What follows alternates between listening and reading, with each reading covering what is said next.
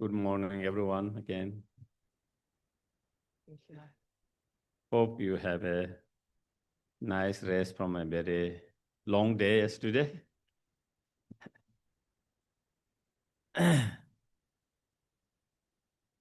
So again, we'll start with the short motivations.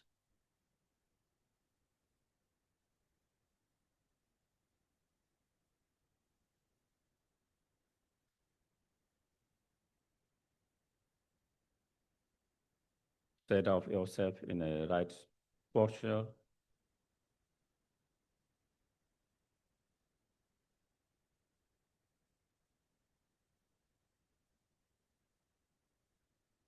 Try to make as comfortable as possible.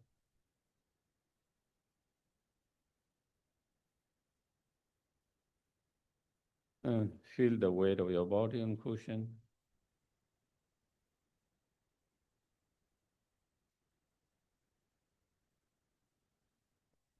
And as you inhale and exhale naturally, normally,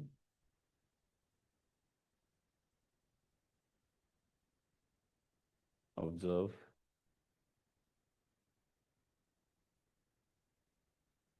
the breath mindfully.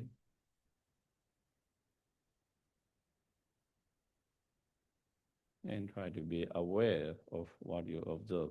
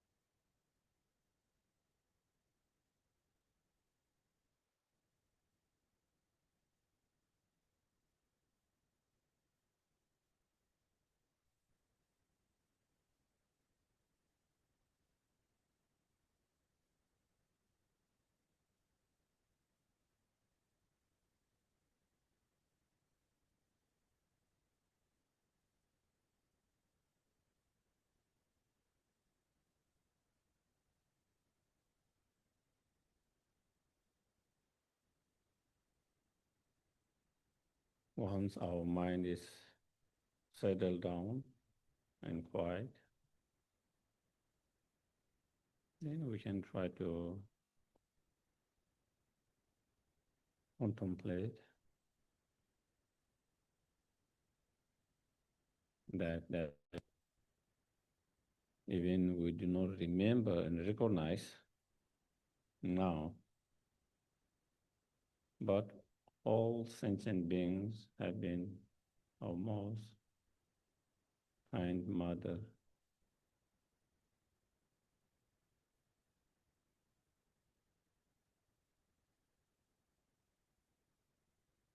Not only been kind mothers, but many times.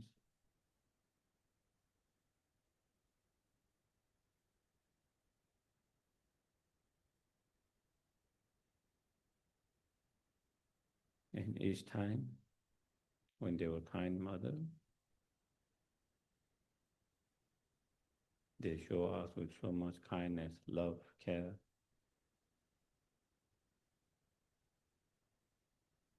While we were in the womb at the time of birth.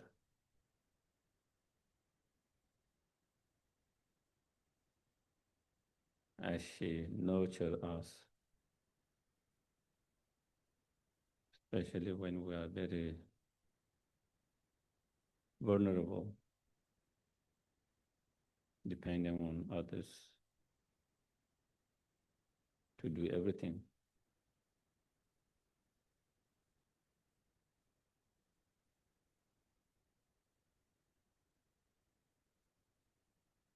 Feed us,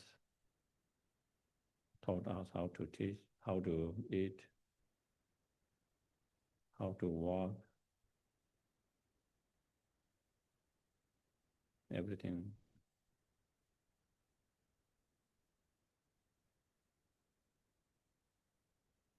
Giving up her own happiness, giving her getting up in the middle of the night any time when we cry to make sure that we're okay.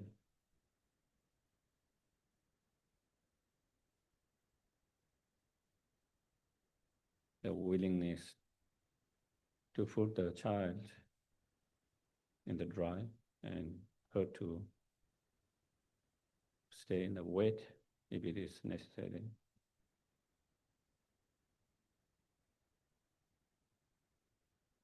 To serve the best to us and willingness to take the worst.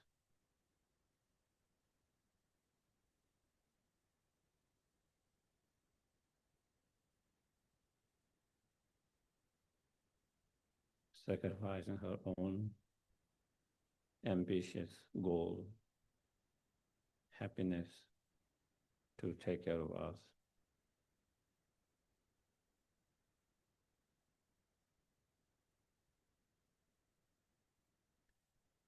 Providing as best as she can.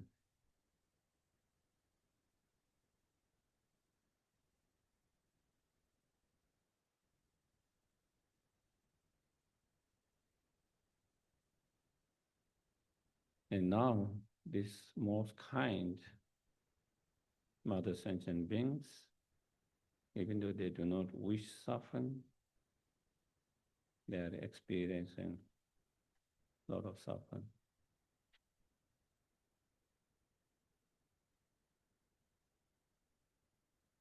They wish for happiness, they struggle to find true happiness and even ordinary samsaric pleasure.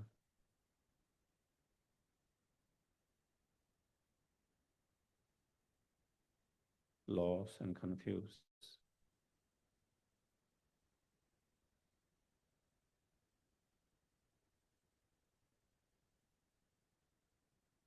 Looking for help.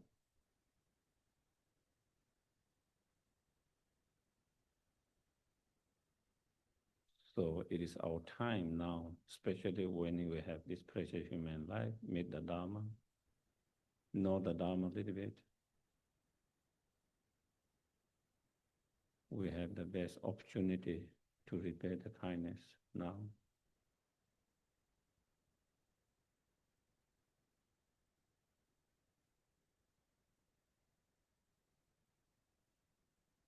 If we don't repay kindness now, when will we be able to repay the kindness?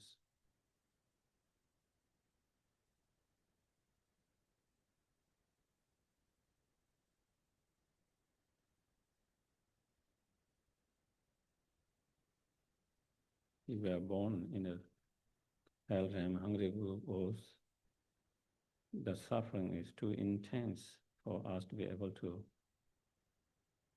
try and repay the kindness of others.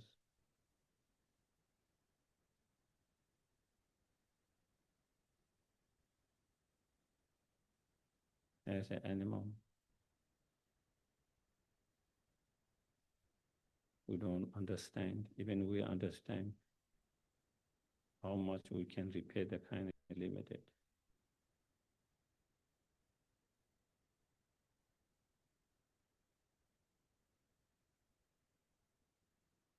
We are born in God realms, demigod realm, we get so distracted by samsara. We cannot see the suffering of sentient beings and the wish to repay the kindness. So as a human beings and having met the Dharma, know the Dharma, this is the best conditions, situation, to repay the kindness.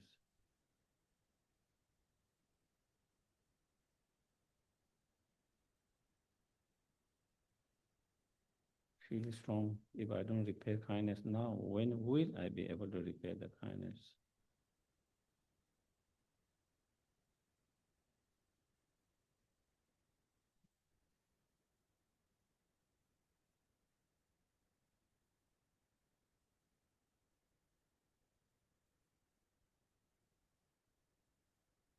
Therefore,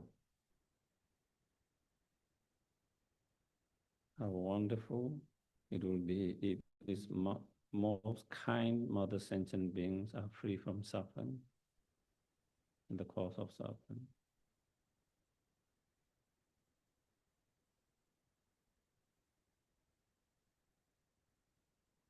May they all be free from all the suffering and cause of suffering.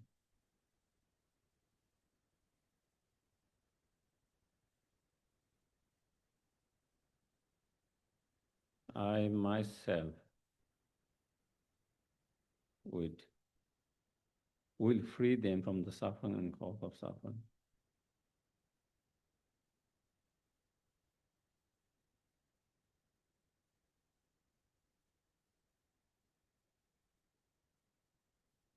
How wonderful it will be if all most kind mother sentient beings have happiness and cause of happiness.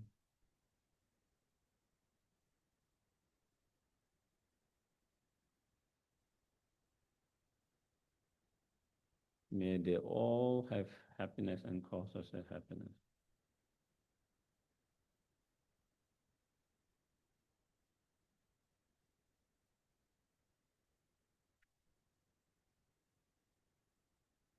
I myself will lead them to happiness and causes of happiness.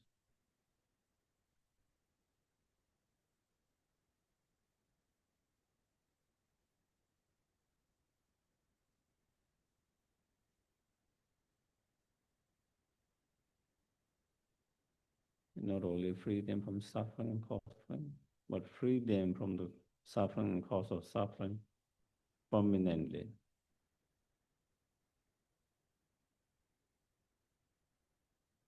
And not only lead them to happiness and causes happiness, but to lead them to the ultimate happiness and cause of ultimate happiness.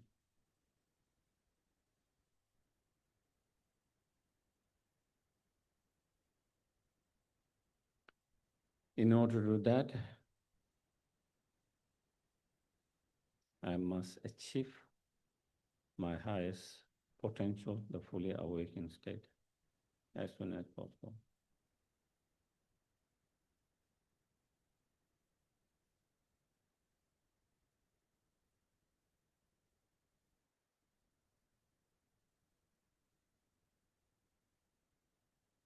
And I'm going to try and put all the effort to achieve that fully awakened state as quick as possible.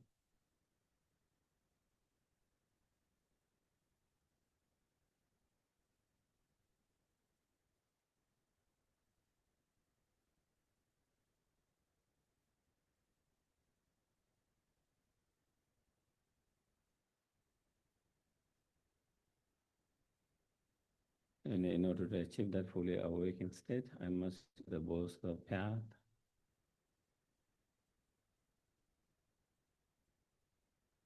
progress on the path and the movements.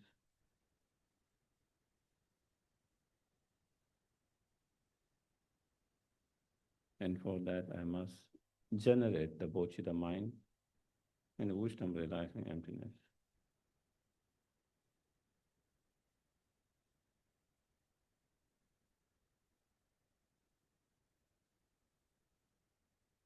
in order to generate those realization, I must meditate, practice it continuously.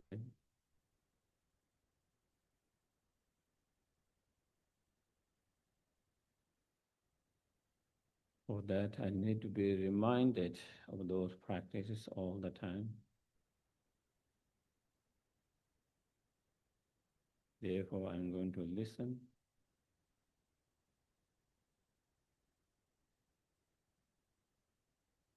engage in discussions, reflecting, contemplating on the meanings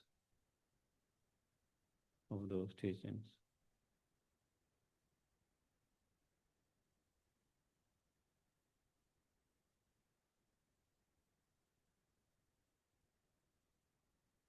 And whatever I find helpful, beneficial,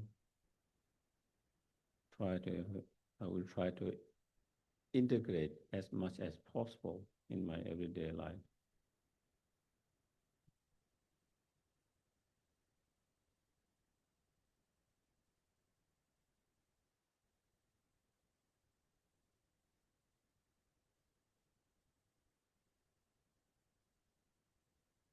Okay, page number 20, refuge. Page 22, Oh, Refuge and Bodhicitta prayer.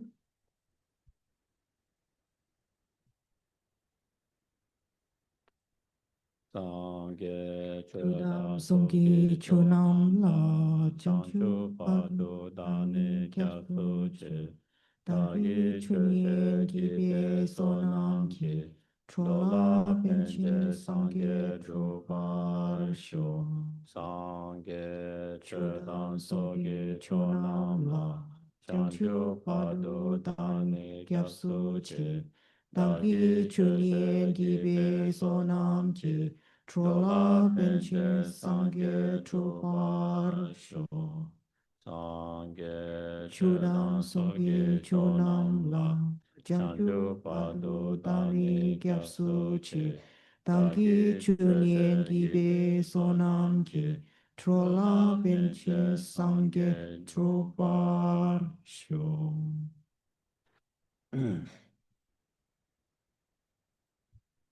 So today we will talk about emptiness, the ultimate bodhicitta. Of course, to be more precise, the ultimate bodhicitta is the wisdom realizing emptiness directly that has been supported by the conventional bodhicitta mind.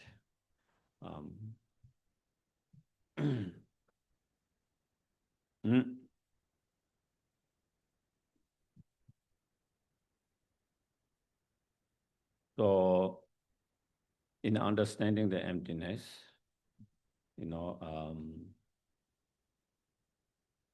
we can understand the emptiness from many different point of view, from many different analysis, reasoning, logics. There are so many different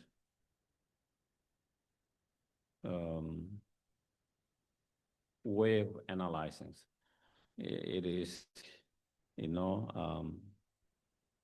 understanding same phenomena, same thing, but with many different analyses, different examinations, different research, you say,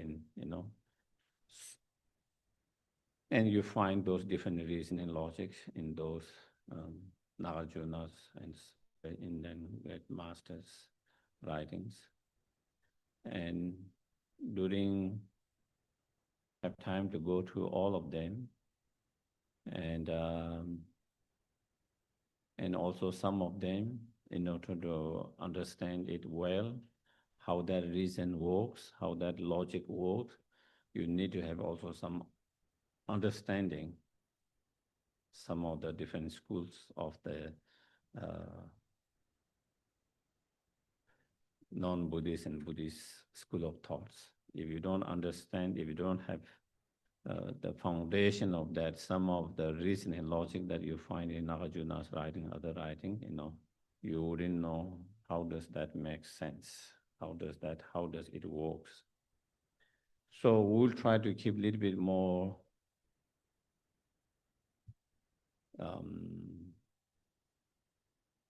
relatively maybe, a little bit easier to understand some of the reasons, logics, and also one of the main reason and logic, So this morning I thought of talking about from the point of view of dependent arisings.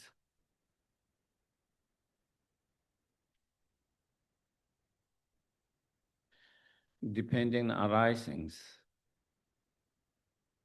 and emptiness do not contradict each other, but actually they coexist. Not only they coexist, dependent arising and emptiness, even though when you hear the word term dependent arising, emptiness, it seems like they are the opposite. If you focus just on the word itself, if you don't understand the meaning of that, it might sound like, but they don't contradict each other, but rather they coexist. Not only they coexist, they complement and support each other.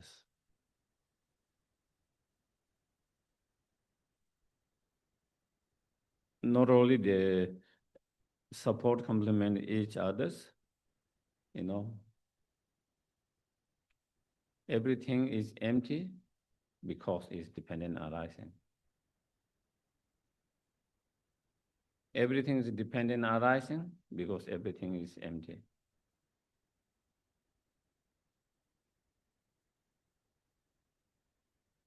So to be able to understand the meaning of dependent arisings as empty and understanding the meaning of emptiness as a dependent arisings. And when you are able to understand that, then there's less dangers of falling into one of the extreme and then to be able to find the middle way without falling into one of the two extremes. When you understand emptiness from the point of view of dependent arisings, and when you understand dependent arising from the point of view of emptiness.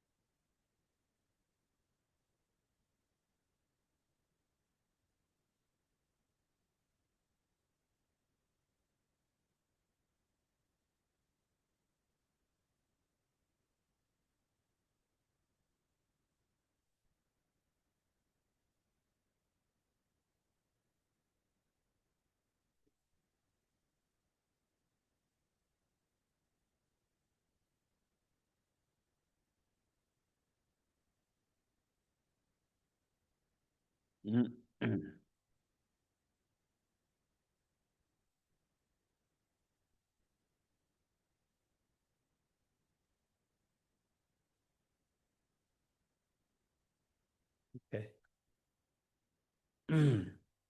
So you find that in dependent explanation of dependent arisings in the rice seedling sutras, where Buddha was looking at the rice field, and then holding a rice seedling, and then when, because of this existence that exists, because of these productions that is being produced. So explaining the dependent arisings. And in that, then as you go more details, explaining how the plants, such as the rice, and all the plants are dependent arisings because they come into productions or existence as the rice, the plant, by depending on many others, multiple factors, cause and conditions. And he gave, 6 elements, for example.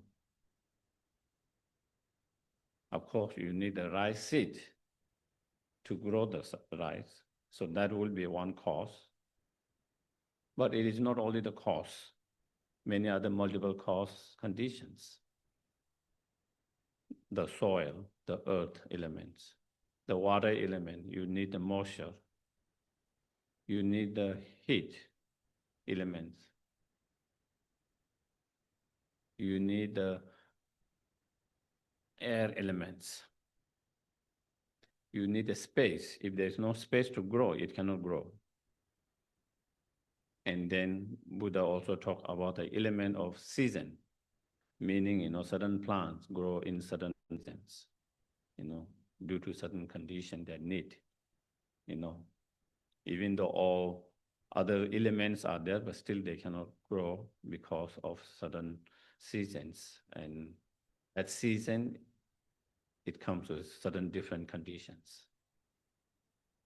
So maybe even though there's all elements are, but certain elements are too strong for them, And so on the basis of that, due to coming together of all those different elements, cause and condition, then such as the rice or plant being produced.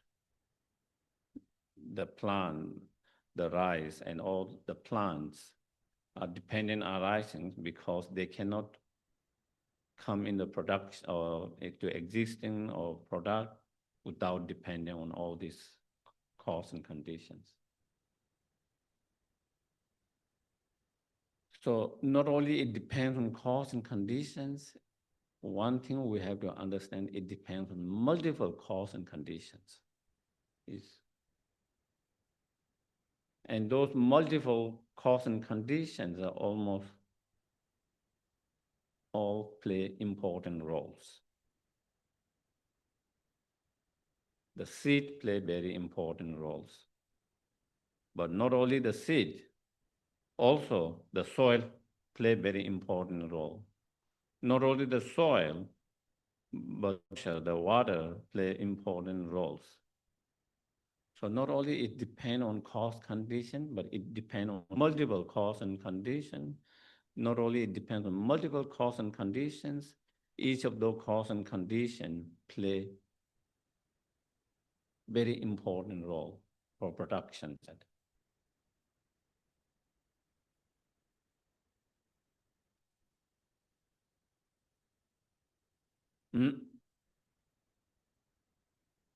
That one, I think, little easy to understand, isn't it? This is something we observe with our eyes. We see if we have walked in a garden, in the farm field, you have experience, you have seen it. We observe that is something extremely difficult to. Then after Buddha explained that, the part, then he said not only those external plants and the world are dependent arising, the internal world, the beings and beings' experience are also dependent arisings, just like those external. And that one is a little bit more difficult for us because it's not something we can see with our naked eye. The way the plants grow, we can see with our naked eye. So that is why Buddha used that example, because we can see with our naked eye, we can see directly, And now he explained not only these plants and the world, external world, functions on by independent arisings, by depending on many cause, condition, multiple cause, but also the internal world, the beings, as well as the beings' experience are also dependent arisings, and they also depend on multiple cause and conditions. And especially when Buddha explained about how the beings come into existence in the samsara, then he explained the 12 dependent link, the cause and condition from that point of view. Among 12 dependent links, some of those play, role as what we call like the seed, throwing karma, like the seed. And some of them play like the completing karma, like the role, like the waters, fertilizers, and heat that play, for the seed to grow, to support the seed to grow, cooperative conditions. Then he explained that, also how samsaric birth or rebirth is dependent arisings because it's depending on others' cause condition. Not only is it dependent on other cause condition, it depends on many multiple cause and condition, not just one cause conditions, multiple cause and conditions. Same is the experience of the being in the samsara, Whatever we experience, unpleasant experience, the painful experience, the suffering that we experience, they are resolved. They are dependent arisings, and they are result of multiple cause, condition, and factors.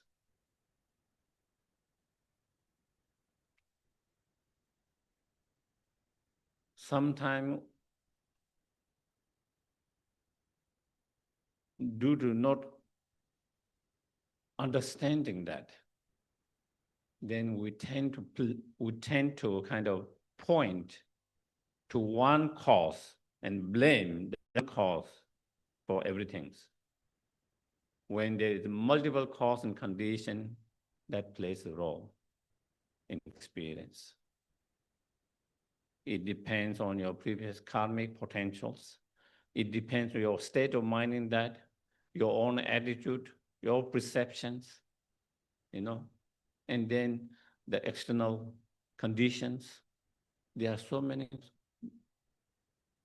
that play a role to have that experience, whether it's a pleasant experience or whether it's an unpleasant experience.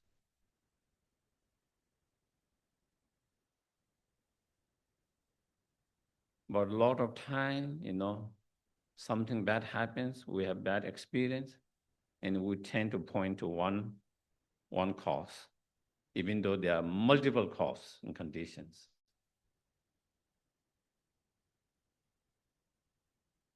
We ignore many other cause conditions that was involved there. We tend to just point towards just one conditions and blame everything for that. And then when you try to solve the problem, we try to solve the problem by trying to fix that one condition, which is not realistic, because it is not only one cause that lead to that. There are multiple causes and conditions. If you don't fix all multiple causes and conditions, you cannot fix it permanently. It's like your car that has started broken everywhere, and then it's not starting. And you just saw one thing, and you started, it starts, but then it breaks again, because something is wrong with others too. Others are broken too. And that is how,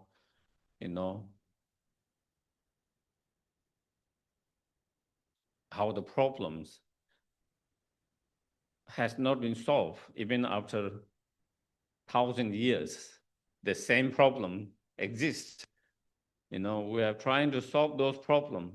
Somehow, even 1,000 years of trying to solve, we haven't been able to solve the problems.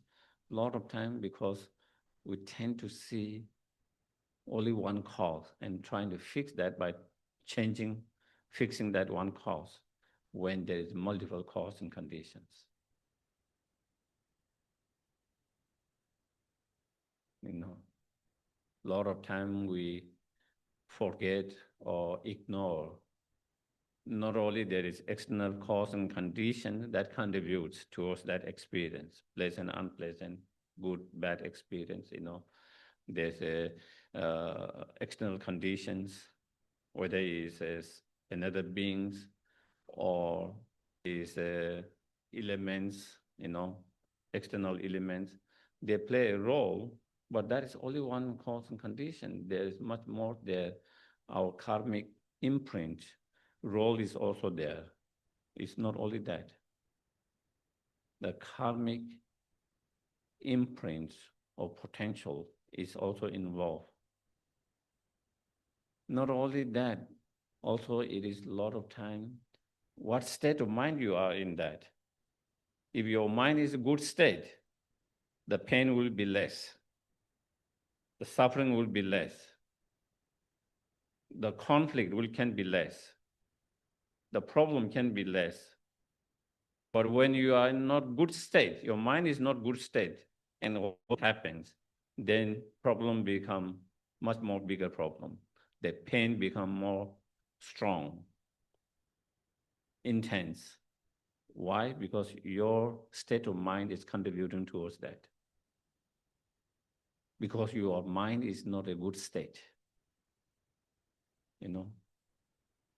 Also, your perceptions about the situation, about the things, objects, that also affect how you see the situations. What kind of person, how you see the situation, that can also affect.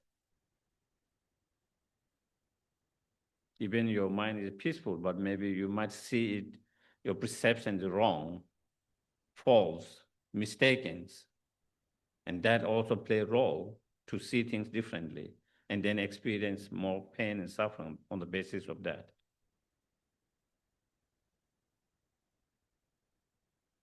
So we have to understand, it's easy for us to understand how so many multiple causes and conditions play a role to the external world, such as plant, the rise.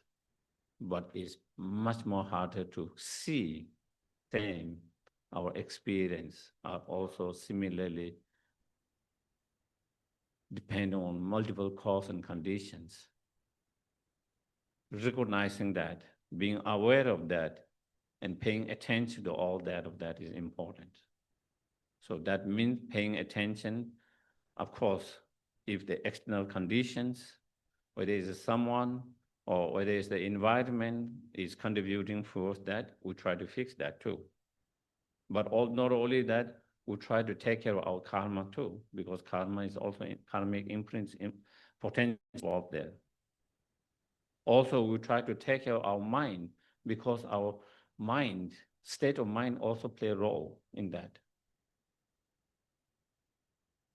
So then when we understand that and when approach with that, it becomes more holistic,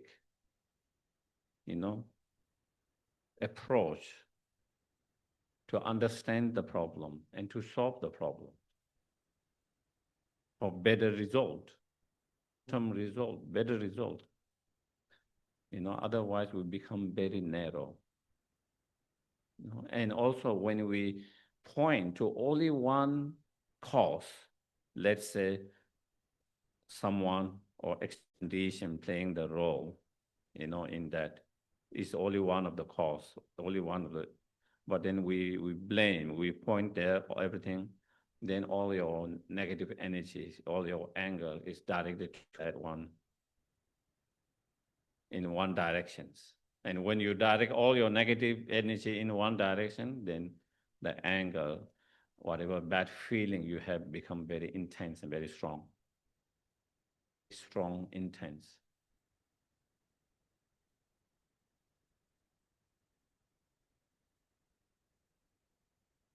What do you think? Is that the case? On the other hand, if we realize, yes, that plays some role, there is contribution of that cause, but then there is also my own karma, my own state of mind, my own perception, all of that. Then you don't direct all the energy towards that. You don't blame everything there. That is only small role they play it. Ignore that part. There is some contributions, some small role there, but mainly it's coming from your own state of mind, your own karma, and all those together. And you take responsibility in some way. Then you don't blame everything for that. And then if you don't blame everything for that, then you don't direct all your negative energy towards that. Then when you are upset, angry, it's not so intense, strong. Check it out. When you blame someone, you are the cause of everything, then your anger, your upset, your whatever negative energy is very strong, intense. But when we understand, there is involvement of my own karma, contribution, my own karma, my own perception, my own state of mind, that then you can see, it's much more less. The negative energies, the feeling or intensity of negative energy is much more less, much more lighter.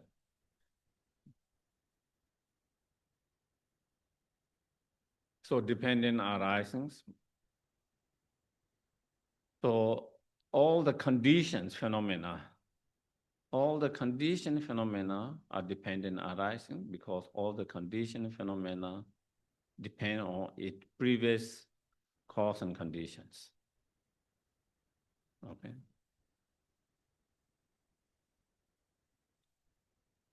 Let's take this table. Example of this table. This table exists as a table and function as a table, become a table by depending on many cause conditions. The carpenter, whether it's an actual person or machine, whatever mass production, doesn't matter, but there is someone who produced that, whether it's a person or whether it's a machine, and then all the tools that it needs, to make this table, the tools, the persons, the raw materials. In terms of this, the wood, where does this wood come from? It comes from forest. It's dependent on the forest. Forest is dependent on many other factors, conditions, the weather, the rain, the clouds, the soil, many animals, insects that play a role for the preserving the earth and the forest to keep it alive, so that it can produce all these trees and all other plants. And this tree probably,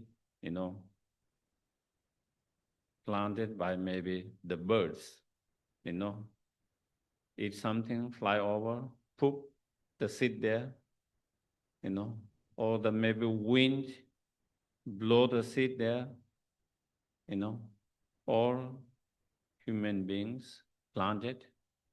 So whatever, however, so again, all of those depend on all of that. Because of that, this tree was able to grow, and then able to cut it, and then to be able to. And so if you go, and that seed come from another seed, another tree, And that comes from another. And then if you go back, feel like the whole world is involved. If you go further and further, it's interesting, when you feel, sometimes when you don't contemplate things, it feels like this is just kind of isolated, independent table by itself. But if you go further, how does it come to where and how? If you go further and further, it feels like the whole world is involved.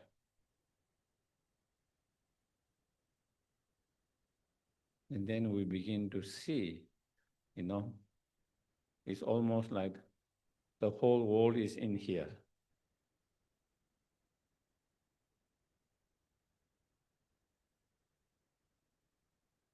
And when you see that, you appreciate every of them.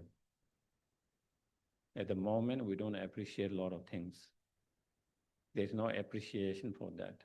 But when we understand how many causes and conditions are involved for creation of one object, such as that, you begin to appreciate much more of that object.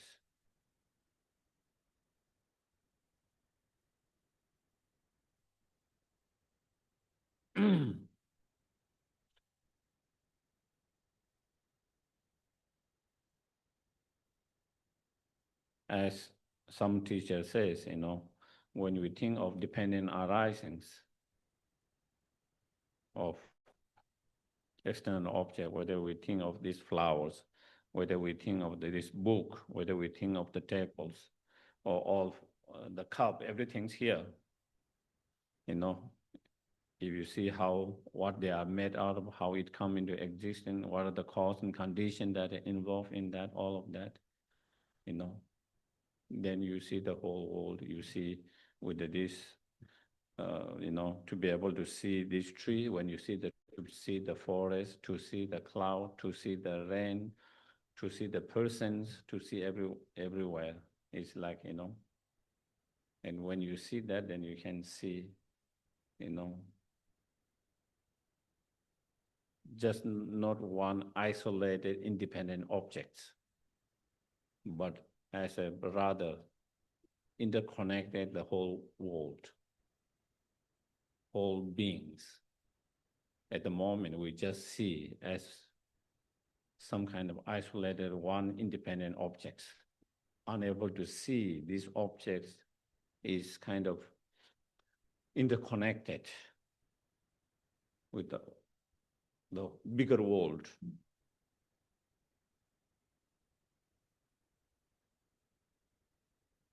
And when we understand that, I think, you have a different way of seeing each object. You have different way of relating with each object. The way you relate to the object will be different. The way you see object will be different. Sometimes example, you see someone, your family members, whether it's your children, whether it's your parent, whether you're one of the members, who have been preparing for the new year, the food, a lot of works, starting planning, shoppings, putting a lot of energy work, you see all of that. But when you eat it, it might not be so tasty or great, But again, even though it might not be so tasty and great, but once you have observed and seen how much effort they have put it, you don't complain so easily, and you still appreciate.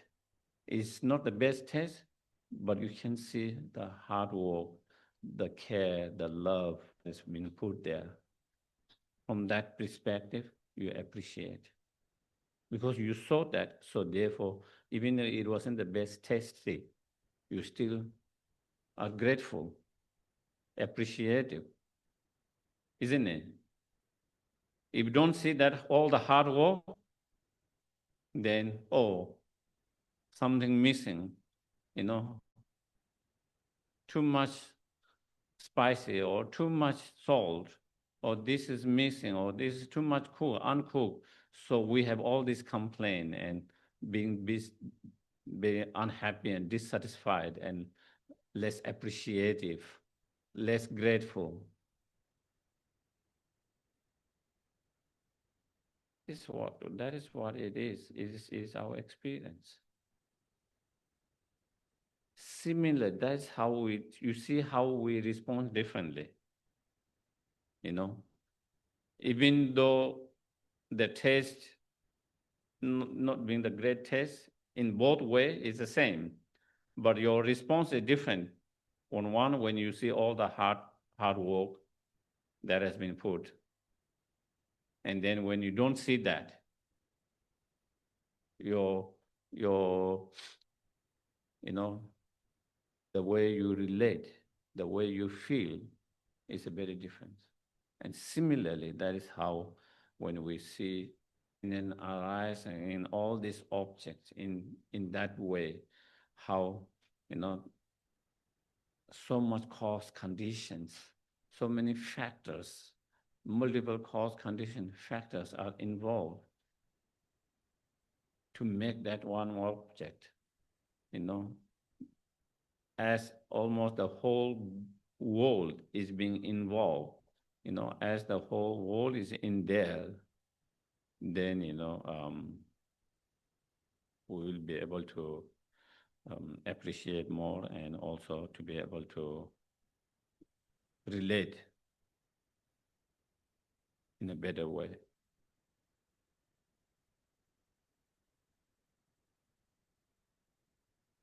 So this dependent arising, all conditioned phenomena by depending on cause and conditions, is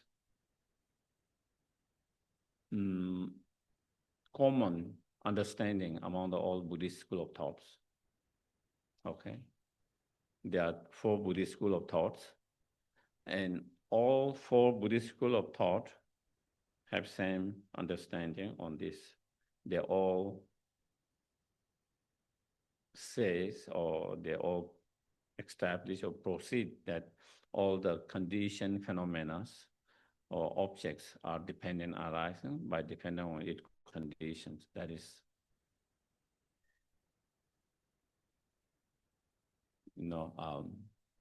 so there is no differences on that understanding, this dependent arising, this kind of dependent arisings. Among the non-Buddhist school, there are some which might have slightly different understanding than Buddhist school of thought. Of course, in their cases, they also will say that Ra plan depend on all these 6 elements. They would not argue that. That is, they are not so, we are not more intelligent than them for us to see that and them not to see that. On that, they also have same understanding. But when you go to more, what are those made of? Atoms, sub-atom, to the very more smallest part, smaller part, the very beginning of it, then that is where the difference comes. Then according to some other school of thought, then the first beginning, there's no previous cause conditions, is created by the God, something, permanent soul, permanent something. So up to a certain level, there is cause and condition. Then if you go further and further, then there's no further than that. Whereas all the Buddhists says, even the most subtle still is dependent arising with previous cause and conditions. There's always previous cause and conditions. So that is where the difference comes. Subtle or the difference. So that is one way of understanding dependent arising, is more kind of gross understanding of dependent arising. This understanding, gross understanding dependent arising, will surely help towards understanding emptiness.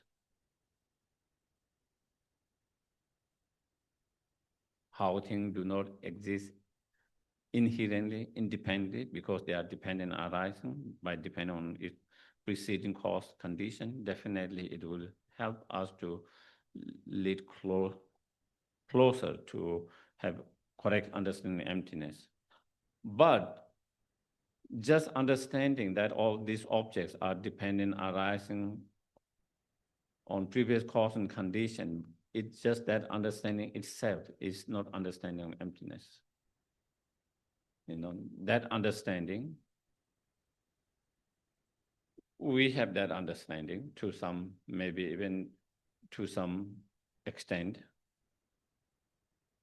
I wonder even the animal have a little bit of understanding of that cause and conditions.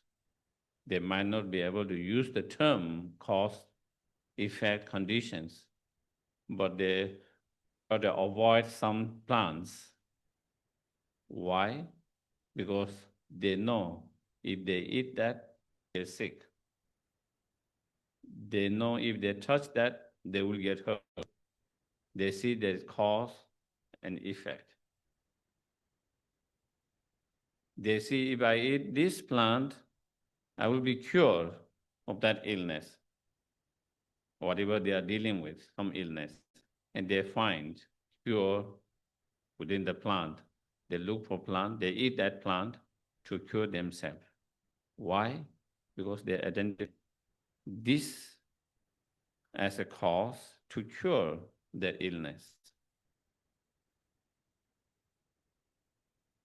They seem to have some understanding of cause and effect in a certain way, in limited way.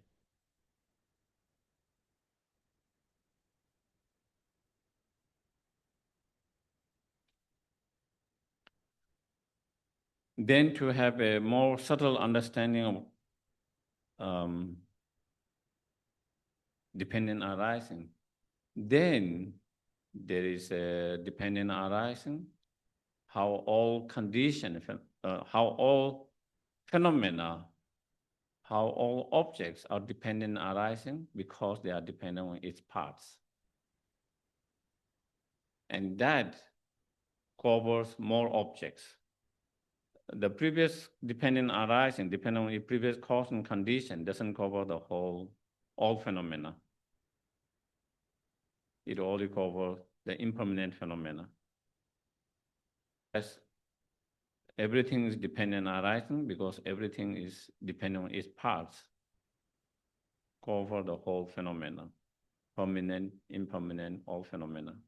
So it is more broader. It's more broader. When you talk of previous phenomena, previous cause and condition, we cannot say everything is dependent on preceding cause and conditions. Only the condition phenomena we can talk about that. But here, depending on parts, then we can talk about all the phenomena. All the phenomena are dependent arising because all the phenomena are dependent on its part. That become more broader. And that is where we have little difference among different school of thoughts. Some Buddhist school of thought, they don't accept all phenomena has parts.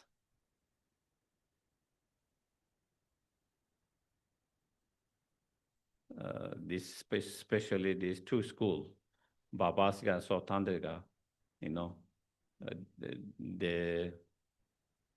they believe there is a partless matter and there is partless consciousness. So their view is, in terms of matter, physical matter, these are the big mass, and they are made of many subatoms. And so if you go, further and further what they are made of, then, they say that it comes to a point where the matter, the physical matter, is so small, you cannot divide into it two more.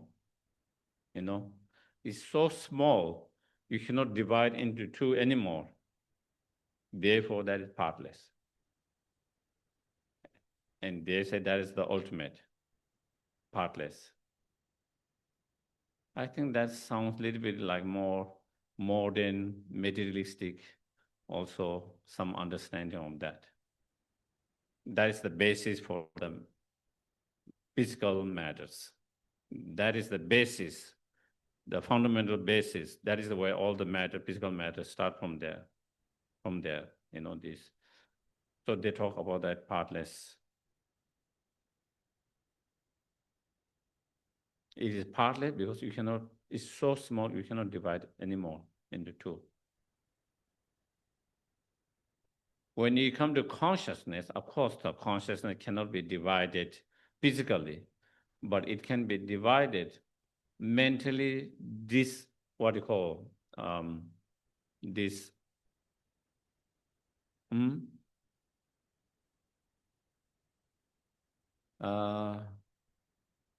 mentally, this, mentally taking this of them, not physically, but you can take, let's say in this iPad, I can take dismantle mentally. Okay, dismantle, I think is the one. So mentally, you cannot dismantle and make smaller of within the each moments, and there you reach a point where you cannot dismantle anymore because it's so subtle, it's so small moment. So you cannot divide that moment mentally anymore into more. So that is the partless consciousness they will talk about. You can dismantle, 100 moments, 10 moments, and it's 2 moments, and then it's so small that you cannot mentally, break into 2 moments anymore. And that would be what they call. But then according to the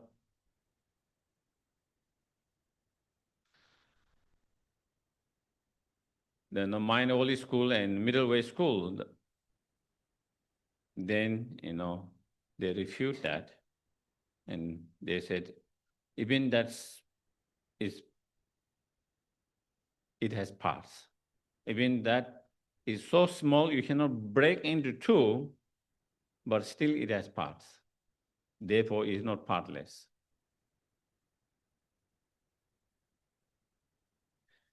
They argue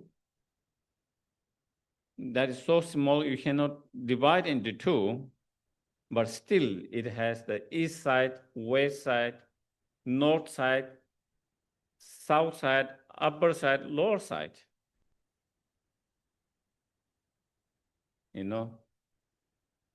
Because the north side doesn't touch the south side, the east side doesn't touch the west side doesn't touch the east side, upper side, lower side.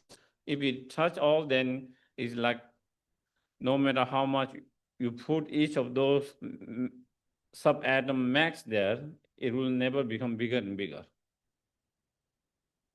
The reason it will become bigger is this side doesn't touch. So then one come here, and another come here, this side, another come this side, another, and it become bigger. And I can more and more come closer, and then that become bigger and bigger, and bigger matters, physical matter and mass. And therefore, even though they will agree that it's so small you cannot divide into 2. But still, it doesn't make it partless. It still has parts. Why? Because there is south side, north side, east side, west side, upside, downside. And they say if there are those no part, then the problem will be then how when many of those small parts come together, then it becomes bigger and bigger in mass, So on the basis of that argument, then they say, and that applies same with the consciousness. So also the consciousness, there's no partless consciousness. And so same with and so therefore everything has its parts. All phenomena has its parts. And therefore all phenomena are dependent arising because all are dependent on its parts. Without depending on its parts, the object cannot exist and function as that phenomena.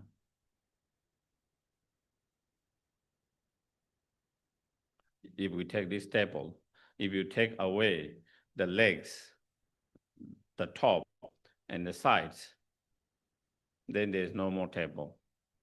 This table, to exist as table and function as table, it has to depend on all its different parts that make table.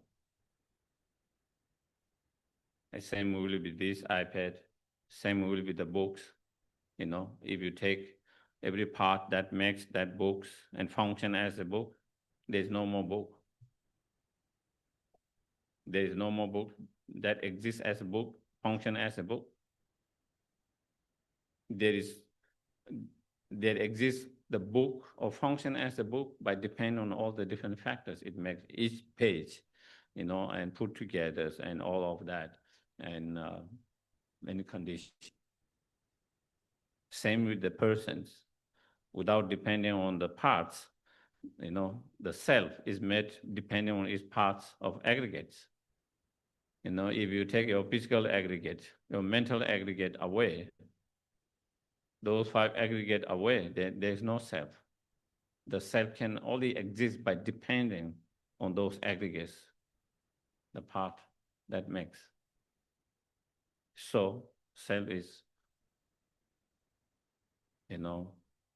mere self is dependent arising because is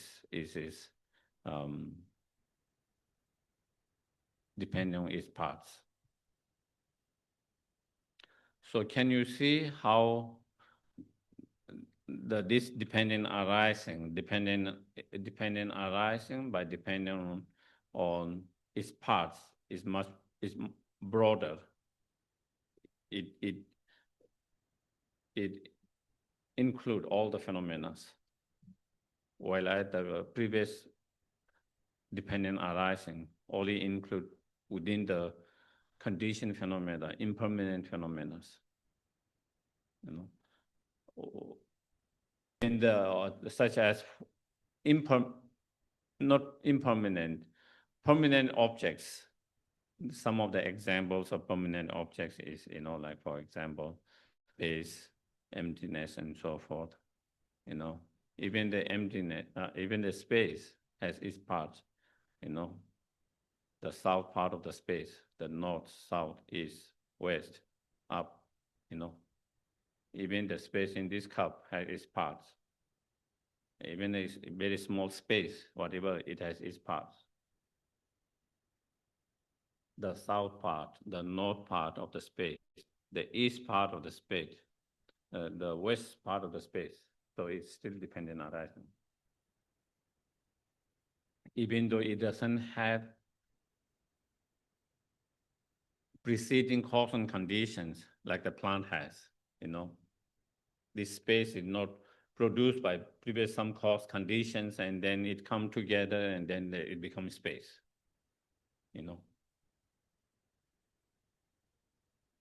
Whereas other conditions, all this here, they are like you bring certain cause and conditions and then it produce. With the space, you can't explain that way, the natural explain. What we talk about space is merely absence of something that abstract. That is what it is.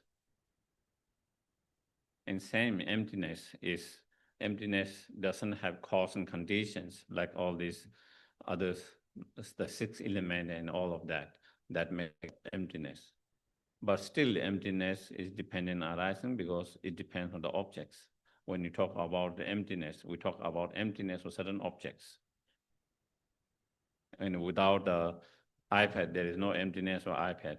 Without if there is no table, there is no emptiness of the table. So it is still dependent arising because it's dependent on other factors such as that. So that is dependent arisings. Then more subtle dependent arisings is everything, all the objects, all the phenomena are dependent arising because they are dependent on the concept, the mind that impute or that designate the objects. Is dependent on the mind, the concept, perceptions.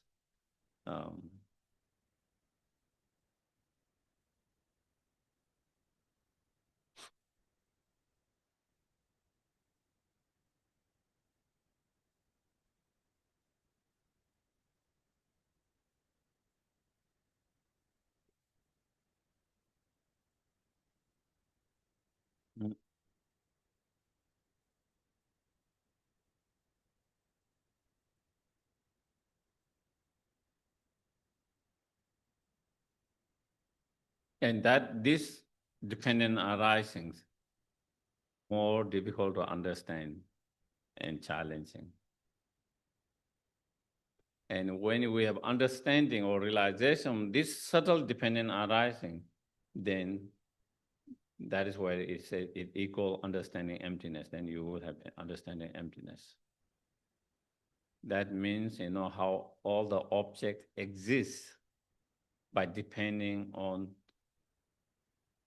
the mind that impute the objects on the basis.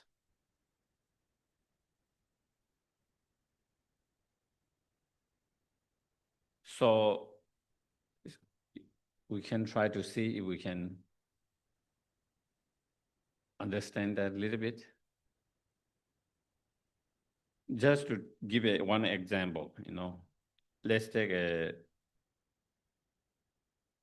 this iPad,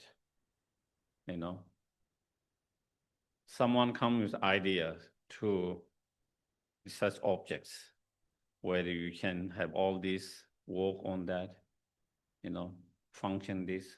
Someone come with in their mind, in ideas, begin with their idea in their mind, and then, then they try to manufacture it, through different support, help, whatever. And then they create these objects, okay? They create these objects. There is something, but before it's not iPad. Even that person who created, when they see it, they cannot relate as an iPad. One say, where is the iPad? You don't know what you are talking about. Someone say, have you seen the iPad? You don't know. What do you mean? What is the iPad? So when you see it, you don't see it as an iPad. And you cannot relate as iPad. After someone has created this object, they decided to give a term or label as iPad to distinguish from other objects. Do you get it? So after that, one is giving label iPad. When they see, oh, there is iPad. Before they don't see there is iPad. They see something, but not iPad. Then they say, oh, there is the iPad. When someone says, did you see the iPad? Can you bring the iPad? They can understand. Even the person who invented that, when he sees or she sees, they see it's the iPad. They relate. Before, no. So so-called iPad is merely imputed by the mind on this object, this basis. There's a basis to impute it. This has certain functionings, okay? This object has certain functionings. On the basis of all of that, then impute it as an iPad. And then from then on, everyone relate as an iPad. Everyone when see that. So the so-called iPad is merely imputed by the mind. And that applies to all the objects. The table, if the table exists as a table from its own side without depending on the mind, that impute as a table. Even before the terms, tables giving, anyone who sees that, they should be able to relate as a table. They should be able to see as a table. Because it's not depending on that terms or that label given by the person's mind, because the table exists as a table from its own side.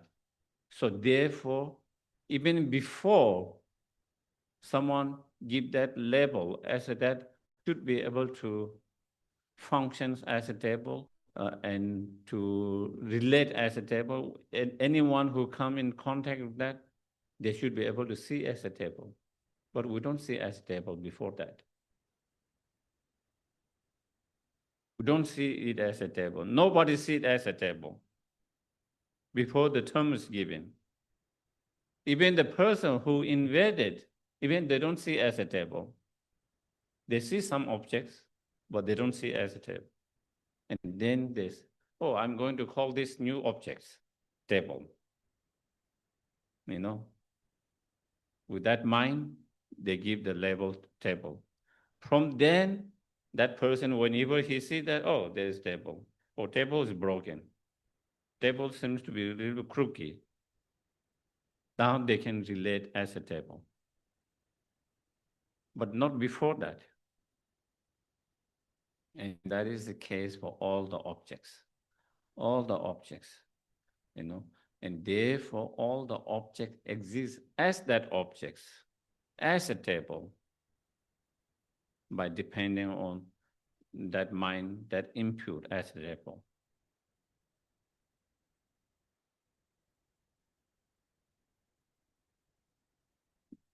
It making sense? No?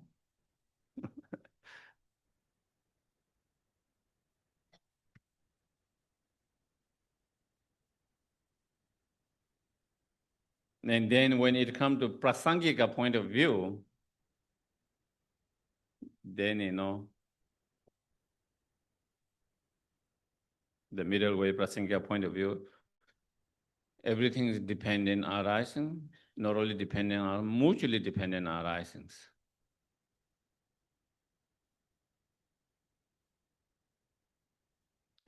So it becomes even a little bit more.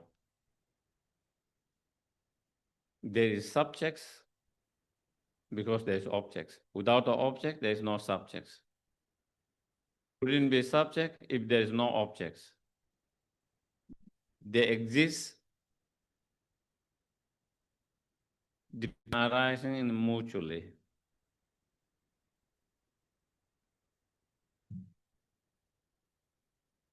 Here and there. This side, that side. If there is no this side, there is no that side. If there is no that side, there is no this side. To refer. How can you refer and say that side if there is no this side to refer to? Do you get it? And how will there be a this side to refer to if there is no side, that side? How can something be subject if there is no object? That subject precedes that. How can something be object if there is no perceiver that perceives that object? So the object become only objects because there is a subject that perceives objects. The subject becomes subject because there is an object to be perceived. So the objects depend on the object to exist as objects, it depends on subjects. For the subject to exist as a subject, it depends on the objects. For this side to exist as this side, it depends on the other side. For other side to exist as the other side, it depends on this side. For small to exist as a small, it depends on the bigger. If there's no bigger, how can you say it is smaller? There's no reference to say this is small. Something to be big, only in reference, in relation to something small. It is only big because there is something smaller. It's dependent on the small.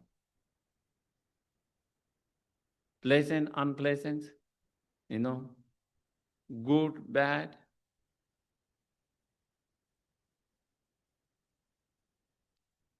Coming, going, rebirth, dying, We talk of death because there's a birth. We talk of birth because of death. If there's no death, there's no concept, a reference to say birth, rebirth. If there's no birth, and that there's no concept or term and to say it's a death, decaying. They all are dependent, mutually dependent.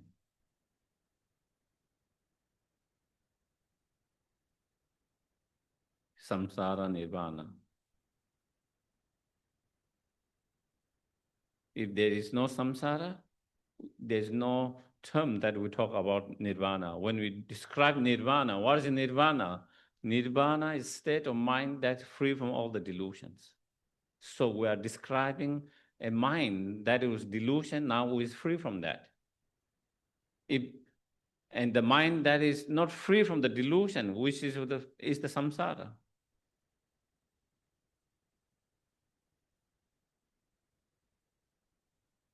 Samsara is samsara in relation to the nirvana.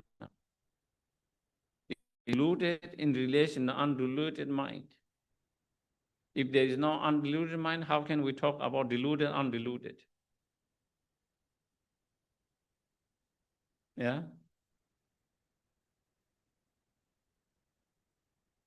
So that is why, mutually dependent arising, which is kind of unique concept, Prasangika.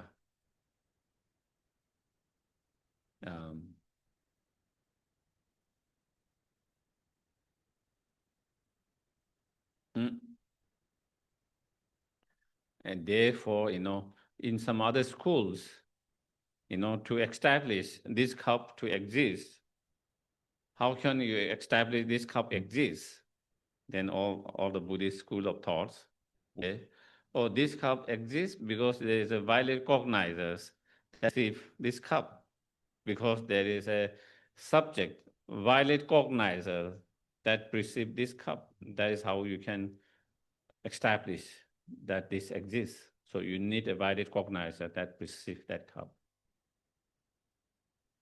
How do you establish that perceiver, the mind that perceives this cup, that exists?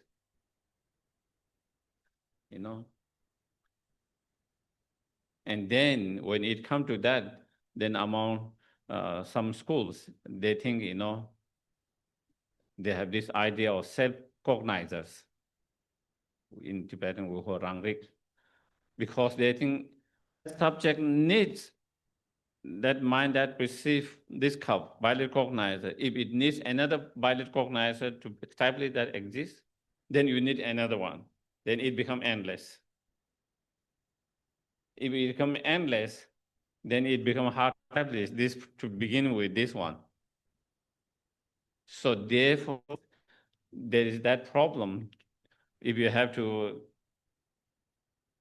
have this idea that to establish that, then you need another violet cognizer, another violet cognizer, and another violet cognizer, then it becomes endless. Therefore, then they think there is a self-cognizers, rangrik, self-cognizing violet cognizers.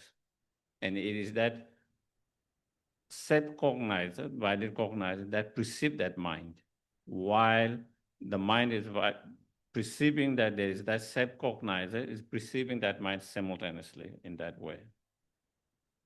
Still and then the Prasangika things, need all this, don't make it complicating. You don't need to make all this complicating to establish this cognizer relies, because therefore either you need to have another cognizer which is separate from that, or set cognizer, or that. You can establish this valid cognizer, this subject exists, by establishing this cup exists. Because the object exists, therefore subject exists. And because subject exists, therefore this object exists. So that is where the mutual dependent arisings comes. And so then the Prasangika say, you don't need all this concept of, other cognizing, valid cognizer, or self-cognizing all these ideas, this mind. You can establish the subjects exist by establishing the objects.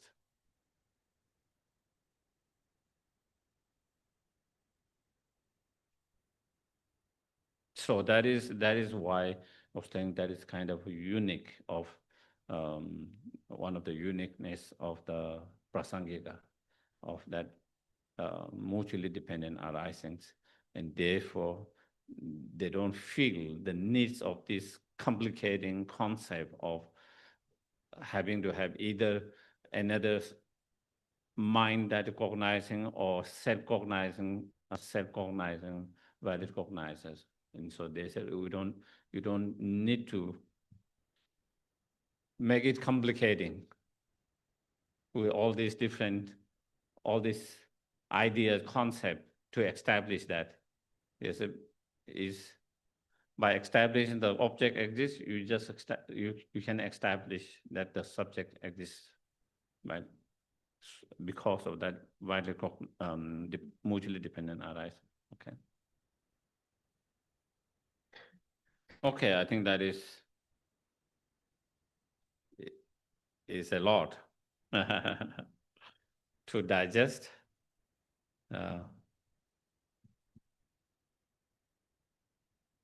But it is something to think about. It is something to reflect, contemplate, whether those make sense, not sense.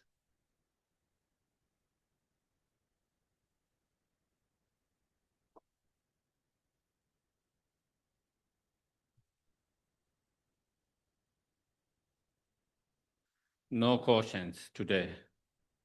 Sorry. Joking. We will have question session later. Okay. We will have at the end of the class. So if you feel you might forget, you just write it down now. Okay. Anyone who has questions, if you feel that you might forget by next sessions, you just write it down so that you don't forget, so you can bring up next time. Some people feel they have to ask now because otherwise they will forget. Yeah, and they do. Sometimes you do forget. You do forget within 10 minutes. You want to ask questions, and then by the time your turn comes, I had some question. No, I cannot think of. Before you thought you had, and it was only 10 minutes. You went to another question, first that person, and now your turn, and then I forgot my question.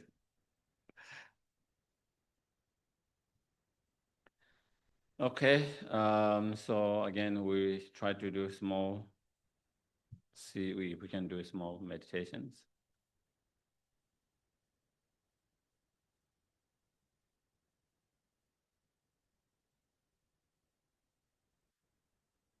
Again, set yourself in the right posture,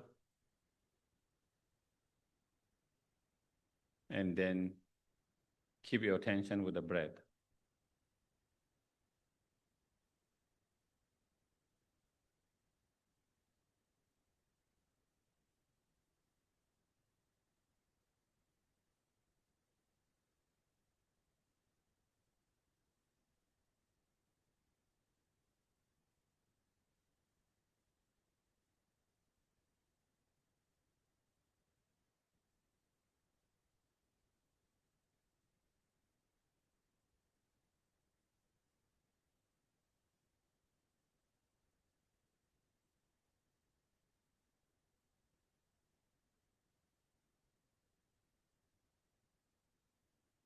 Then we can think, may this practice, meditation, become conditions to have a correct understanding and realizations of dependent arising emptiness.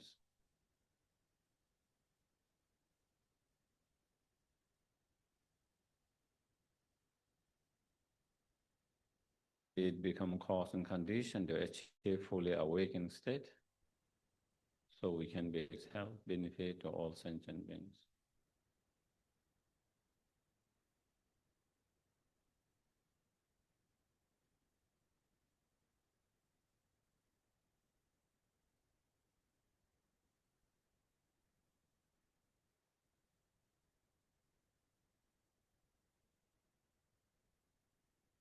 Again, you bring back your attention to the breath.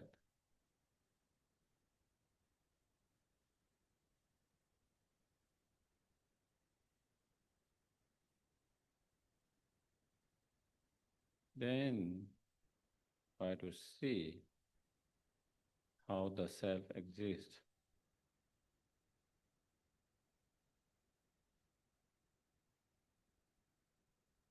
Can there be a self if you take away your physical aggregates, your body?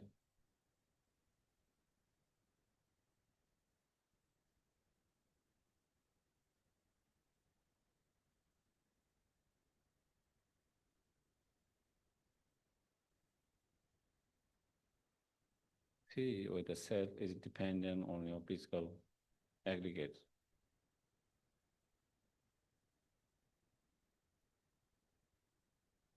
If it's not dependent and related with physical aggregate,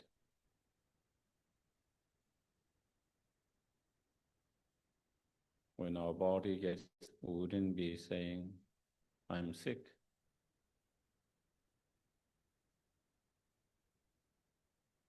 Saying I'm sick today is not false, it's not incorrect, correct.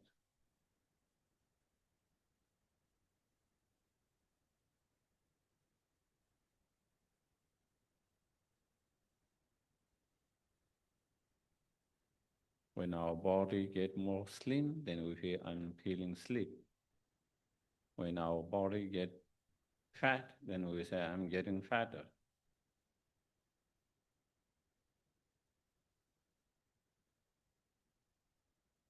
When our body is healthy, we feel I feel healthy. When it's unhealthy, we feel I'm unhealthy.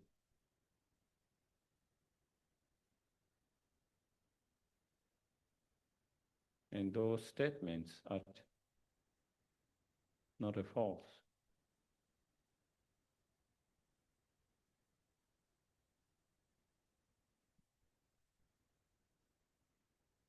Therefore, the self is very much related and dependent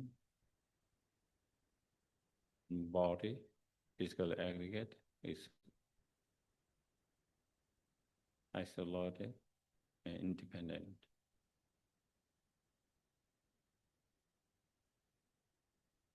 Same way, the feelings.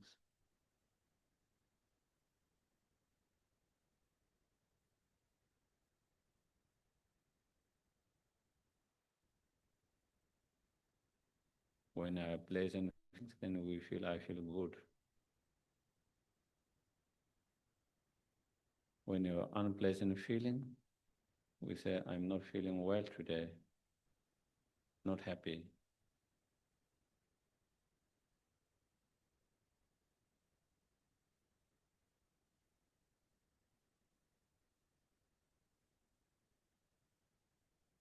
Same with compositional discriminating mind. When we discriminate mind, see the objects as a black, we say I saw the black objects. White or green. Or when we discriminate mind, see that objects as an iPad, cup, table, different objects, distinguishing. And we say same. I saw the cup, the table, the iPad. And those statements are, again, not false statements.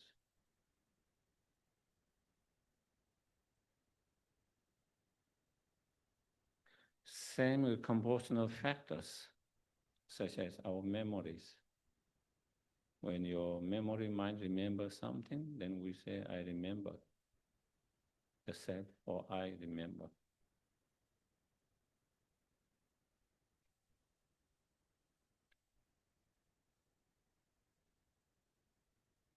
When your mind of anger arises,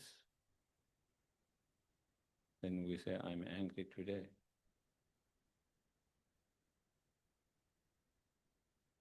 On the other hand, when compassion mind arises, we say, I feel compassion today. So again, it's very much related and dependent on the compositional factor, consciousness. Same with the mental consciousness.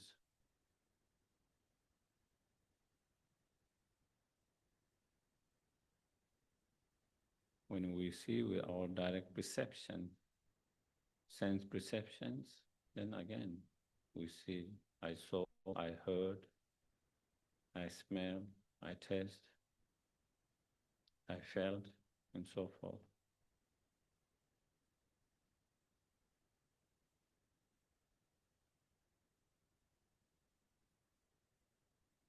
Therefore, it's quite clear there is no self that exists separate and independently, separate from objects.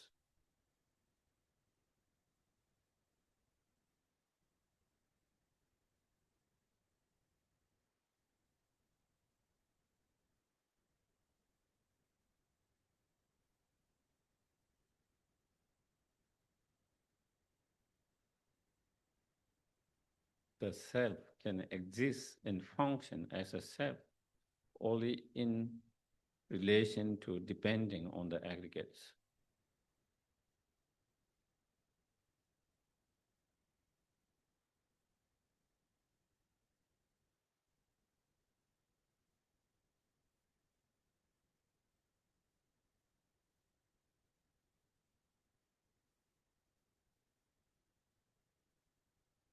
And even that physical aggregate is very much dependent on its parts.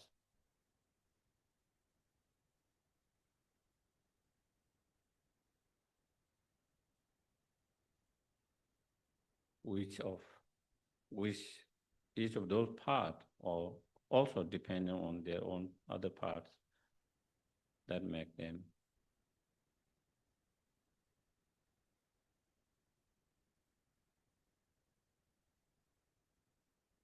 Till the more subtle parts, smallest part, which is also dependent on its parts.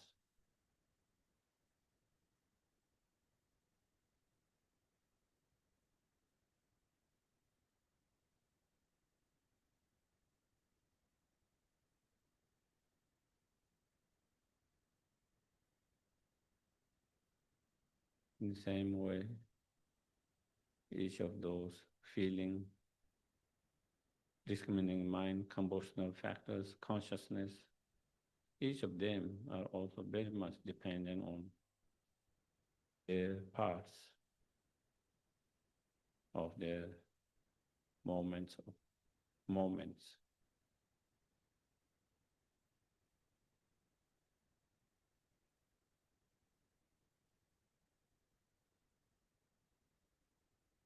Which are also dependent on its parts, smaller parts of the moment.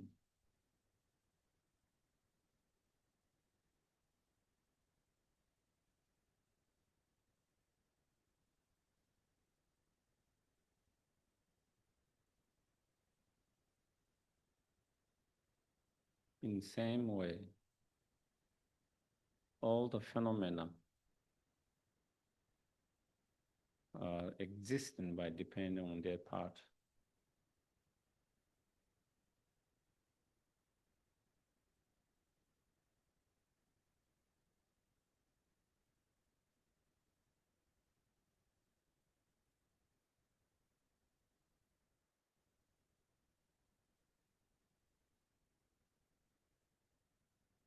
There's no phenomena that could exist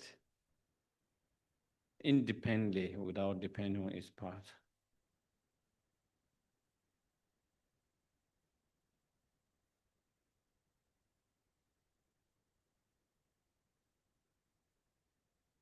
Nor any object in samsara, nor any object in nirvana.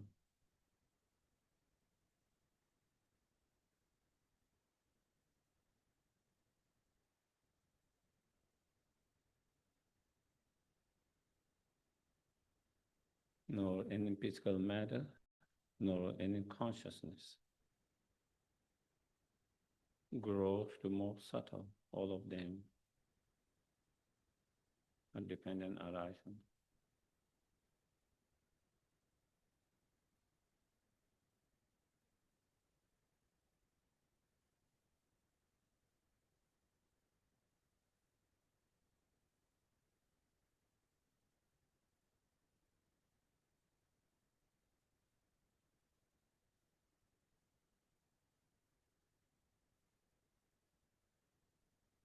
Since they are dependent arisings,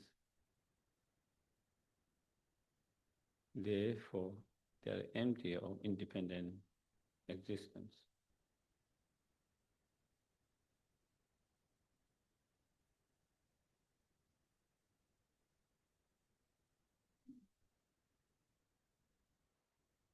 Empty of inherent existence.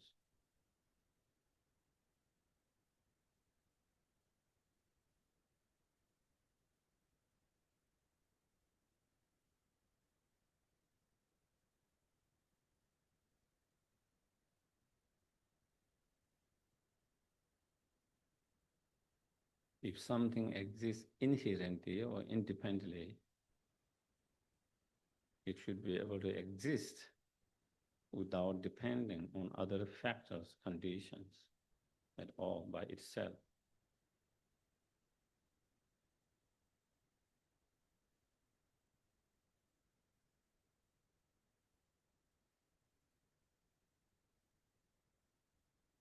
But since everything is dependent arising, depending on other conditions, factors, such as cause, condition, parts, the mind,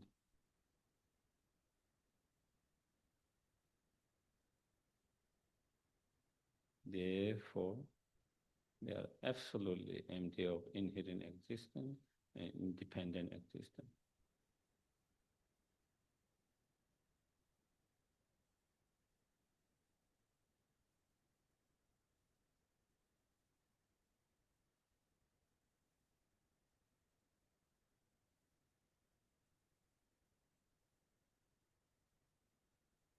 So try to meditate on that emptiness of inherent existence or independent existence.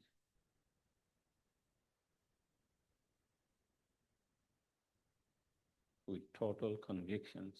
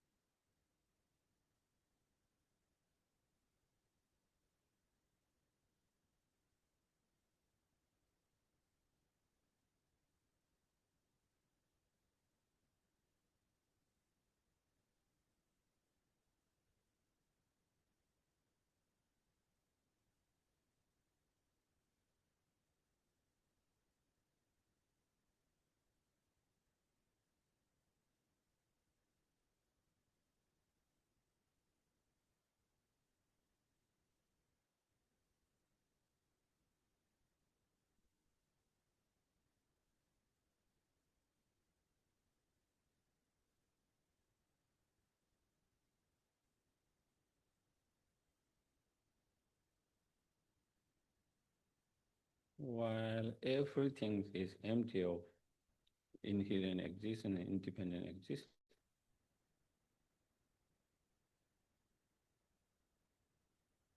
Since they are dependent arisings,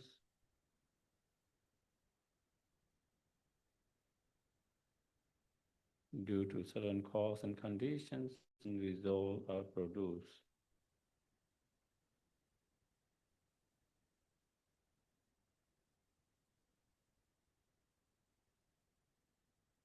Therefore, while it is empty, at the same time, the law of cause and effect functions.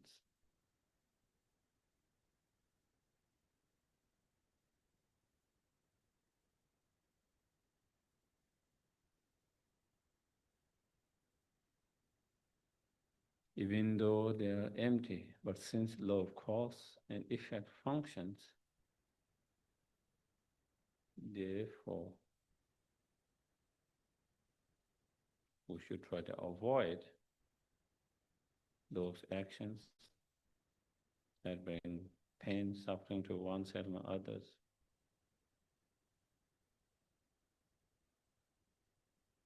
And we should try to engage into the actions that bring happiness to oneself and others.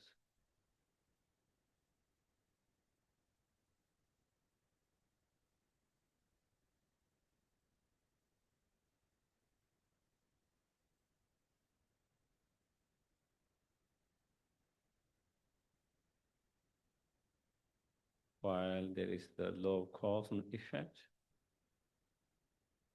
at the same time, they are totally empty.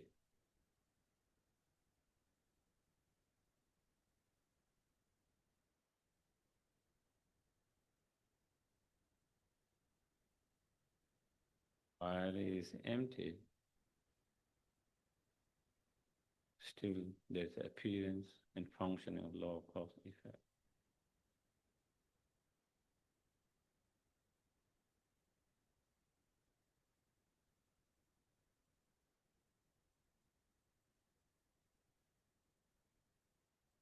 Both in the same time, simultaneously, being empty of inherent existence, at the same time the appearance and functioning of cause and effect.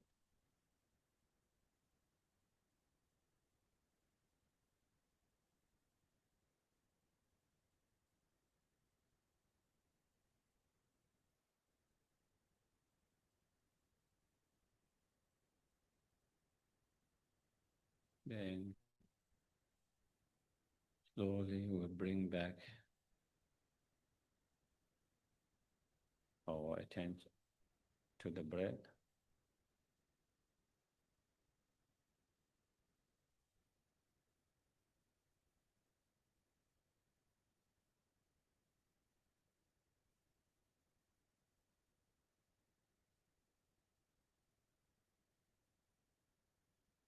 Then we dedicate all the virtues that we have created to actualize the wisdom realizing emptiness, dependent arisings, our mind stream and mind stream all sentient beings.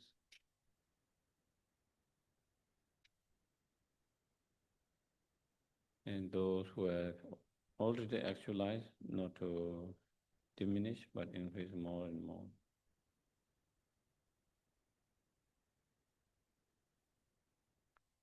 Tōngi tāwā rinpoche, mā ke pāna ke kyōchi, ke wā nyāmpā me pāi, gōng ne gōng dō pe shū. Thank you, thank you. So you can try to digest while you are digesting food.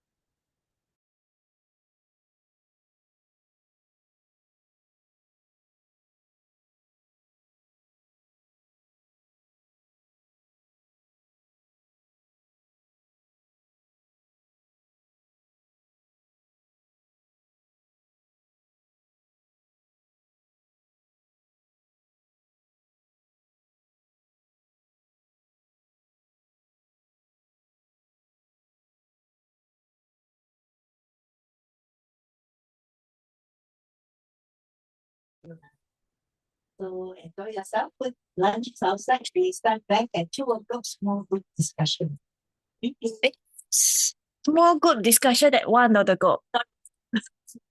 It started at 9. Small group discussion at 1 o'clock. Now it's 12. 1 lunch and interaction fellowship time. 一个 question 吧，啊，对，现在只有一个 question。他应该鼓励他来这边。不是，感觉到他应该不是本地的嘞。那个 KK 是吧 Yes. It's all on the YouTube later on. If you listen, yesterday was very good. Very good. Stay back, come tomorrow. 4 p.m. we need to go. So I will be listening. How good is a need compared to this need? No, the 4 o'clock can change to 6 o'clock. Yes, I have. Yes, by then. Over. YouTube. But best is help.